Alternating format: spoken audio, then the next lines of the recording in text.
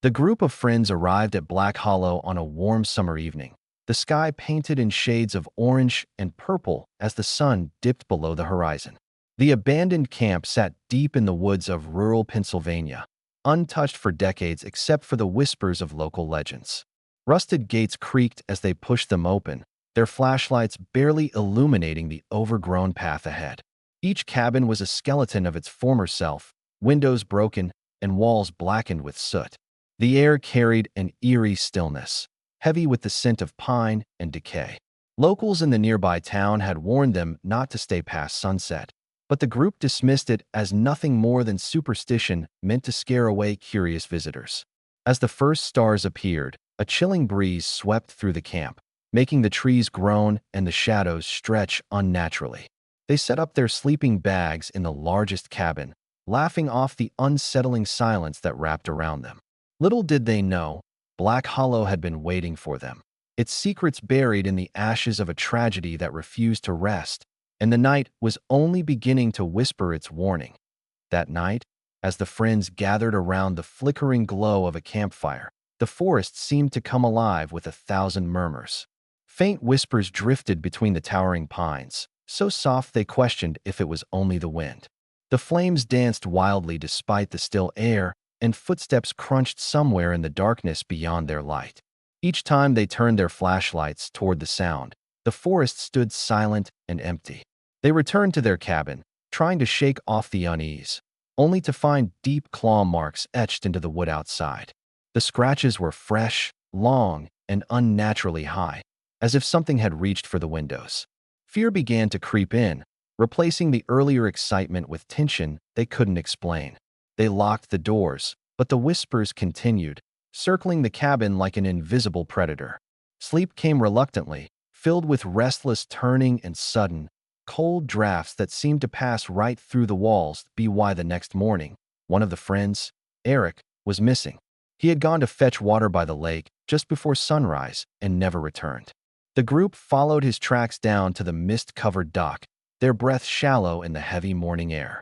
His footprints led straight to the edge, then stopped, as if he had vanished into thin air. The lake's still surface reflected only the pale sky above, undisturbed and eerily calm.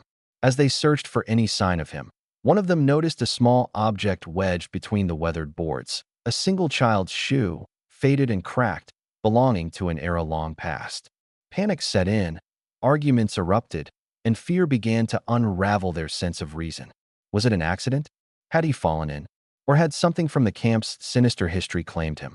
They scoured the shoreline for hours, calling his name, but the forest gave no answers, only the same haunting silence that seemed to mock their desperation. Later that evening, a crimson hue painted the sky, deepening until the full moon rose, tinted a dark and unnatural red. A local park ranger they had met earlier arrived with a flashlight and a grave expression. He warned them of the legend tied to Black Hollow, a story of a fire that consumed the camp decades ago, trapping dozens of children inside the cabins during a blood moon night much like this one. He said the spirits of the lost children were known to roam when the sky bled red, seeking those who dared to disturb their resting place. As the moon climbed higher, laughter echoed faintly from the woods, soft at first, then growing louder, higher-pitched, almost playful. But it was a laughter that chilled the blood, not warmed the heart. The group huddled close, their fear now tangible, their earlier skepticism crumbling beneath the weight of the old man's words and the cursed glow of the night above them. Desperate to leave, they packed their belongings and tried every path out of the camp, but each trail led them back to the same cabin where they had first settled. The forest seemed to twist and bend, rearranging itself like a living maze that refused to let them escape. As the night deepened, scratches appeared on the windows, forming shapes they couldn't understand at first, strange, looping symbols that matched faded markings found on the camp's old, charred walls. Their phones lost signal, their GPS spun wildly, and the woods pressed in closer with every passing hour. The once familiar trees now loomed like silent sentinels, their bark scarred with the same unnatural claw marks. Fear turned to dread as they realized they were trapped, not just by geography, but by something far older and darker that ruled these grounds. Inside a collapsed storage shed near the edge of camp, they discovered a half-burned diary belonging to the camp's head counselor. Its pages were brittle and stained, but enough words remained to reveal the terrible truth. The fire that destroyed Black Hollow had not been an accident. It had been the result of a twisted ritual meant to summon protection and prosperity for the camp by sacrificing the innocent lives of the children. The ritual went horribly wrong, trapping their souls in the ash and soil of the land. Those who came close to uncovering this secret were never seen again. The friends read the final entry aloud by flashlight, their hands trembling as the words warned that once the blood moon rose, the spirits would reclaim what was owed. It was no longer about leaving. It was about survival before dawn. That night, the forest erupted with screams. Shadows of children emerged from the treeline, their faces charred, their eyes hollow and glowing faintly. They giggled as they approached, dragging unseen hands across the cabin's walls, leaving trails of soot and ash.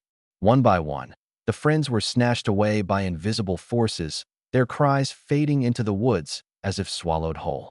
The last two barricaded themselves inside, but the walls bowed and cracked, the temperature dropping so sharply their breaths turned to mist.